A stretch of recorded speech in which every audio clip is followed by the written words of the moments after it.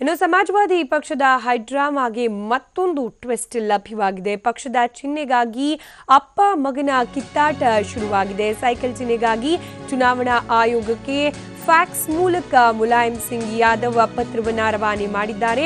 ಈ ಸಂಬಂಧ ಸುಪ್ರೀಂ ಕೋರ್ಟ್ಗೂ ಹೋಗಲು ನಿರ್ಧಾರವನ್ನ ಕೈಗೊಂಡಿದ್ದಾರೆ ಎನ್ನಲಾಗ್ತಾ ಇದೆ. ಇವತ್ತು ದೆಹಲಿಗೆ ಮುಲಾಯಂ ಸಿಂಗ್ ಯಾದವ್ ತೆರಳಲಿದ್ದಾರೆ. ಸಮಾಜವಾದಿ ಪಕ್ಷದ ಸೈಕಲ್ ಚಿಹ್ನೆ ನನ್ನ ಸಹಿಗೆ ಸಮಾನ ಅಂತ ಹೇಳಿ ಮುಲಾಯಂ ಈಗಾಗಲೇ ತಿಳಿಸಿದ್ದಾರೆ. ಈಗಾಗಲೇ ನೇತಾಜಿ ಭೇಟಿ ಮಾಡಿ ಮಾತುಕತೆ ನಡೆಸಿದ್ದಾರೆ ಶಿವಪಾಲ್ ಯಾದವ್. ನೇತಾಜಿ ಈಗಲೂ ರಾಷ್ಟ್ರೀಯ ಅಧ್ಯಕ್ಷರು, ಅವರೇ ಅಧ್ಯಕ್ಷರಾಗಿರ್ತಾರೆ, ನನ್ನ ಕೊನೆಯ ಉಸಿರು ಇರುವವರೆಗೂ ನೇತಾಜಿಯವರ ಜೊತೆ ಇರ್ತೇನೆ ಅಂತ ಹೇಳಿ ಶಿವಪಾಲ್ ಯಾದವ್ ಹೇಳಿದ್ದಾರೆ. ದೆಹಲಿಯಲ್ಲಿ ಮುಲಾಯಂ ಸಿಂಗ್ರನ್ನ ಅಮರ್ ಸಿಂಗ್ ಕೂಡ ಭೇಟಿ ಆಗಲಿದ್ದಾರೆ. ನೇತಾಜಿ ಜೊತೆಗಿದ್ದೇನೆ ಅನ್ನೋ ಸಂದೇಶವನ್ನ ಆ ಮೂಲಕ ಅಮರ್ ಸಿಂಗ್ ರವಾನೆ ಮಾಡಲಿದ್ದಾರೆ ಎನ್ನಲಾಗ್ತಾ ಇದೆ. ಮತ್ತೊಂದು ಕಡೆ ಇವತ್ತು ಪಕ್ಷದ ಶಾಸಕರ ಸಭೆಯನ್ನ ಅಖಿಲೇಶ್ ಯಾದವ್ ಕರೆದಿದ್ದಾರೆ. ಚುನಾವಣಾ ಆಯೋಗಕ್ಕೆ ತೆರಳುವ ಮುನ್ನ ಶಾಸಕರ ಜೊತೆ ಸಭೆ ಸೇರಿ ಚರ್ಚೆಯನ್ನ ಕೂಡ ನಡೆಸಲಿದ್ದಾರೆ. ಜನವರಿ 5ರಂದು ಕರೆದಿದ್ದ ರಾಷ್ಟ್ರೀಯ ಕಾರ್ಯಕಾರಿಣಿ ಸಭೆ ರದ್ದಾಗಿದೆ. ಮುಲಾಯಂ ಸಿಂಗ್ ಯಾದವ್ ಈ ಒಂದು ಸಭೆಯನ್ನ ಕರೆದಿದ್ರು, ಆದರೆ ಈ ರಾಷ್ಟ್ರೀಯ ಕಾರ್ಯಕಾರಿಣಿ ಸಭೆ ರದ್ದಾಗಿದೆ. ನಿನ್ನೆ ನಡೆದ ರಾಷ್ಟ್ರೀಯ ಕಾರ್ಯಕಾರಿಣಿ ಸಭೆಯಲ್ಲಿ ಅಖಿಲೇಶ್ ಯಾದವ್ ಅವರನ್ನ ಪಕ್ಷದ ರಾಷ್ಟ್ರೀಯ ಅಧ್ಯಕ್ಷರಾಗಿ ಆಯ್ಕೆ ಮಾಡಲಾಗಿತ್ತು. ಆದರೆ ಮುಲಾಯಂ ಸಿಂಗ್ ಸಪೋರ್ಟರ್ಸ್ ಅಂತ ಹೇಳಿ ಗುರುತಿಸಿಕೊಂಡಿರುವವರು ಇವತ್ತಿಗೂ ಕೂಡ ನೇತಾಜಿ ಅಂದ್ರೆ ಮುಲಾಯಂ ಸಿಂಗ್ ಯಾದವ್ ಅವರೇ ನಮ್ಮ ರಾಷ್ಟ್ರೀಯ ಅಧ್ಯಕ್ಷರು, ಅವರಿಗಾಗಿಯೇ ನಮ್ಮ ಬೆಂಬಲ ಇರುತ್ತೆ ಅನ್ನೋ ಸಂದೇಶವನ್ನ ರವಾನೆ ಮಾಡ್ತಾ ಇದ್ದಾರೆ. ಒಟ್ಟಾರೆ ಪಕ್ಷದ ಚಿಹ್ನೆ ಇದೀಗ ಮುಖ್ಯ ಅಂಶವಾಗಿ ಪರಿಗಣಿಸ್ತಾ ಇರೋದು. ಈ ಒಂದು ಚಿಹ್ನೆಗಾಗಿ ಅಪ್ಪ ಮಕ್ಕಳ ಟಗ್ ಆಫ್ ವಾರ್ ಪ್ರಾರಂಭ ಆಗಿದೆ.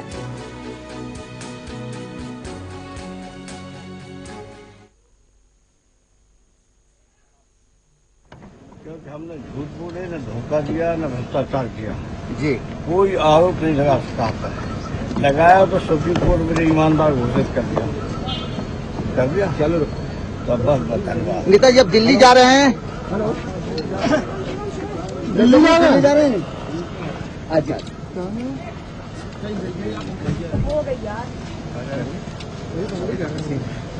भैया अरे सुनिए क्या सर ने क्या कहा? दिल्ली दिल्ली दिल्ली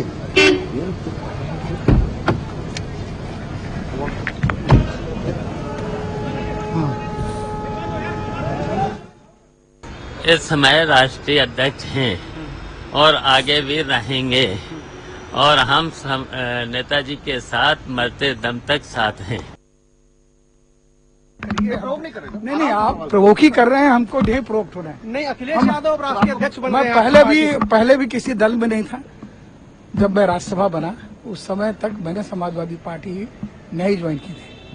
बिना समाजवादी पार्टी में अधिकृत रूप से सम्मिलित हुए मुझे राज्यसभा का उम्मीदवार बनाया और जब मैं राज्यसभा का उम्मीदवार बना तब मैंने समाजवादी पार्टी से पर्चा भरा। मैंने अन्य नेताओं की तरह पत्रकार वार्ता में हाथ जोड़ करके राज्यसभा का टिकट नहीं मांगा। यह पूछे जाने पर मुलायम सिंह जी ने कहा अमर सिंह हमारे दल में नहीं है, हमारे दिल में है। तो अगर मुलायम सिंह जी अपने दिल से मुझे निष्कासित कर दें तो मेरे लिए खेद का विषय है और दल का मेरे लिए कोई महत्व नहीं। ಈ ಬಗ್ಗೆ ಮತ್ತಷ್ಟು ಡೀಟೇಲ್ಸ್ ಕೊಡಲಿಕ್ಕೆ ದೂರವಾಣಿ ಸಂಪರ್ಕದಲ್ಲಿದ್ದಾರೆ ನಮ್ಮ ಪ್ರತಿನಿಧಿ ಚಂದ್ರಮೋಹನ್. ಇದೀಗ ಅಪ್ಪ ಮಕ್ಕಳ ಚಿಹ್ನೆಗಾಗಿನ ಕಚ್ಚಾಟ ದೆಹಲಿಗೆ ಶಿಫ್ಟ್ ಆಗುವ ಸೂಚನೆ ಲಭ್ಯವಾಗ್ತಾ ಇರೋದು. ಸೊ ಏನ್ ಡೀಟೇಲ್ಸ್ ಲಭ್ಯವಾಗ್ತಾ ಇದೆ ಅಪ್ಪ ಮಕ್ಕಳ ನಡುವಿನ ಈ ವೈಮನಸ್ಯ ಹಾಗೆ SP-ಯಲ್ಲಿ ಆಗ್ತಾ ಇರುವ ಎಲ್ಲ ಬೆಳವಣಿಗೆಗಳ ಬಗ್ಗೆ? ಸ್ಮಿತಾ, ಈಗ ಮುಲಾಯಂ ಸಿಂಗ್ ಯಾದವ್ ಲಕ್ನೋದಿಂದ ದೆಹಲಿಗೆ ಹೊರಟಿದ್ದಾರೆ. ಶಿವಪಾಲ್ ಯಾದವ್ ಕೂಡ ಮುಲಾಯಂ ಸಿಂಗ್ ಯಾದವ್ ಜೊತೆ ದೆಹಲಿಗೆ ಹೊರಟಿದ್ದಾರೆ. ಇವತ್ತು ಮಧ್ಯಾಹ್ನ 2 ಗಂಟೆಯ ಬಳಿಕ ಮುಲಾಯಂ ಸಿಂಗ್ ಯಾದವ್ ಕೇಂದ್ರ ಚುನಾವಣಾ ಆಯೋಗದ ಭೇಟಿಗೆ ಸಮಯಾವಕಾಶ ಕೂಡ ಕೇಳಿದ್ದಾರೆ. ಬಹುತೇಕ 2 ಗಂಟೆ ವೇಳೆಗೆ ಮುಲಾಯಂ ಸಿಂಗ್ ಯಾದವ್ ಮತ್ತು ಶಿವಪಾಲ್ ಯಾದವ್ ಕೇಂದ್ರ ಚುನಾವಣಾ ಆಯೋಗದ ಕಚೇರಿಗೆ ತೆರಳಿ ನಮ್ಮದೇ ನಿಜವಾದ ಸಮಾಜವಾದಿ ಪಕ್ಷ ಮತ್ತು ಸಮಾಜವಾದಿ ಪಕ್ಷದ ಚುನಾವಣಾ ಚಿಹ್ನೆಯಾದ ಸೈಕಲ್ ಚಿಹ್ನೆಯನ್ನ ನಮ್ಗೇನೆ ನೀಡಬೇಕು ಅಂತ ಹೇಳಿ ಮನವಿಯನ್ನ ಮಾಡಿಕೊಳ್ಳಿದ್ದಾರೆ. ಅಗತ್ಯ ಬಿದ್ರೆ ಸುಪ್ರೀಂ ಕೋರ್ಟ್ಗೂ ಕೂಡ ಮುಲಾಯಂ ಸಿಂಗ್ ಯಾದವ್ ಬಣ ಅರ್ಜಿಯನ್ನ ಸಲ್ಲಿಸಲಿದೆ.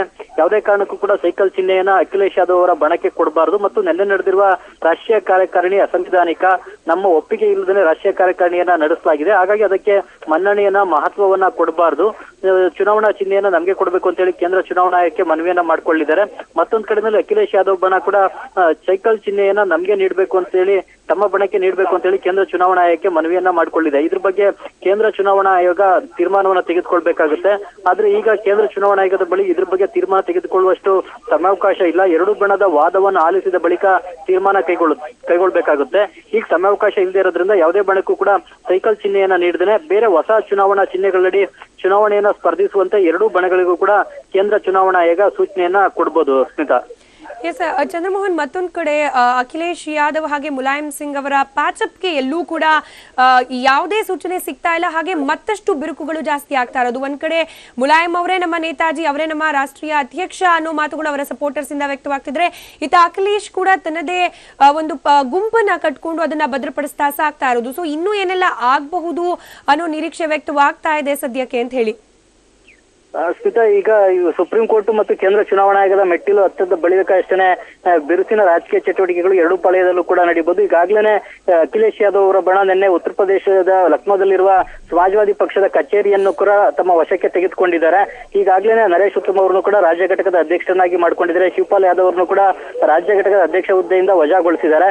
ಆದ್ರೆ ಈಗ ನಿಜವಾದ ಸಮಾಜವಾದಿ ಪಕ್ಷ ಯಾವುದು ಬಣ ಅಂತೇಳಿ ಅಧಿಕೃತವಾದಂತಹ ಮಾನ್ಯತೆಯನ್ನ ಕೇಂದ್ರ ಚುನಾವಣಾ ಆಯೋಗ ಕೊಡಬೇಕಾಗುತ್ತೆ. ಇದಕ್ಕೆ ಸಮಾಜವಾದಿ ಪಕ್ಷದ ಸಂವಿಧಾನದಲ್ಲೂ ಕೂಡ ಕೆಲವೊಂದು ಅಂಶಗಳಿವೆ. ಮುಖ್ಯವಾಗಿ 40%ಕ್ಕಿಂತ ಹೆಚ್ಚಿನ ಮಂದಿ ಸದಸ್ಯರುಗಳು ಬಯಸದಂತ ಸಂದರ್ಭದಲ್ಲಿ ತುರ್ತು ರಾಷ್ಟ್ರೀಯ ಕಾರ್ಯಕಾರಿಣಿಯನ್ನ ನಡೆಸಬಹುದು. ತುರ್ತು ರಾಷ್ಟ್ರೀಯ ಕಾರ್ಯಕಾರಿಣಿಯಲ್ಲಿ ಎಲ್ಲಾ ತೀರ್ಮಾನಗಳನ್ನು ಕೂಡ ಕೈಗೊಳ್ಳಬೇಕು ಅಂತೇಳಿ ಸ್ಪಷ್ಟವಾಗಿ ಸಮಾಜವಾದಿ ಪಕ್ಷದ ಸಂವಿಧಾನದಲ್ಲಿ ಬರೆಯಲಾಗಿದೆ. ಸಮಾಜವಾದಿ ಪಕ್ಷದ ಸಂವಿಧಾನವನ್ನ ಬರೆದಿರೋದೇ ರಾಮ್ ಗೋಪಾಲ್ ಯಾದವ್ ಅವರು. ಅವರಿಗೆ ಸಂವಿಧಾನದ ಬಗ್ಗೆ ಚೆನ್ನಾಗಿ ಗೊತ್ತಿದೆ. ಅದರಂತೆಯೇ ಈಗ ಅವರು ಸಮಾಜವಾದಿ ಪಕ್ಷದ ಸಂವಿಧಾನದ ಪ್ರಕಾರವೇ ಈಗ ನಿನ್ನೆ ತುರ್ತು ರಾಷ್ಟ್ರೀಯ ಕಾರ್ಯಕಾರಿಣಿಯನ್ನು ನಡೆಸಿ ಅಖಿಲೇಶ್ ಯಾದವ್ ಅವ್ರನ್ನೇ ರಾಷ್ಟ್ರೀಯ ಅಧ್ಯಕ್ಷರು ಅಂತ ಆಯ್ಕೆಯನ್ನ ಮಾಡ್ಕೊಂಡಿದ್ದಾರೆ. ಜೊತೆಗೆ ರಾಮ್ ಗೋಪಾಲ್ ಯಾದವ್ ಈಗಾಗಲೇ ಕಾನೂನು ತಜ್ಞರು ಜೊತೆಗೆ ಚುನಾವಣಾ ಆಯೋಗದ ಹಿರಿಯ ಅಧಿಕಾರಿಗಳೊಂದಿಗೂ ಕೂಡ ಸಂಪರ್ಕದಲ್ಲಿದ್ದು ತಮ್ಮದೇ ಆದಂತಹ ರಾಷ್ಟ್ರೀಯ ಕಾರ್ಯತಂತ್ರವನ್ನ ರಚಿಸಿಕೊಂಡು ಅದನ್ನ ಜಾರಿಗೆ ತರುವಲ್ಲಿ ರಾಮ್ ಗೋಪಾಲ್ ಯಾದವ್ ಯಶಸ್ವಿಯಾಗಿದ್ದಾರೆ. ಈಗ ನಿನ್ನೆ ನಡೆದಂತಹ ಎಲ್ಲಾ ಬೆಳವಣಿಗೆಗಳ ಹಿಂದಿನ ಕರ್ತೃ ಶಕ್ತಿ ಅಂತಂದ್ರೆ ಅದು ರಾಮ್ ಗೋಪಾಲ್ ಯಾದವ್. ಒಂದು ಕ್ಷಿಪ್ರ ಕ್ರಾಂತಿಯನ್ನ ಸಮಾಜವಾದಿ ಪಕ್ಷದಲ್ಲಿ ನಡೆಸಿ ಅದನ್ನ ಸಂಪೂರ್ಣವಾಗಿ ಜಾರಿಗೆ ತರುವಲ್ಲಿ ಯಶಸ್ವಿಯಾಗಿರೋದು ರಾಮ್ ಗೋಪಾಲ್ ಯಾದವ್. ಈಗ ಅಖಿಲೇಶ್ ಯಾದವ್ ಮತ್ತು ರಾಮ್ ಗೋಪಾಲ್ ಯಾದವ್ ಅವರ ಬಣದ ಕೈ ಮೇಲಾಗಿದೆ.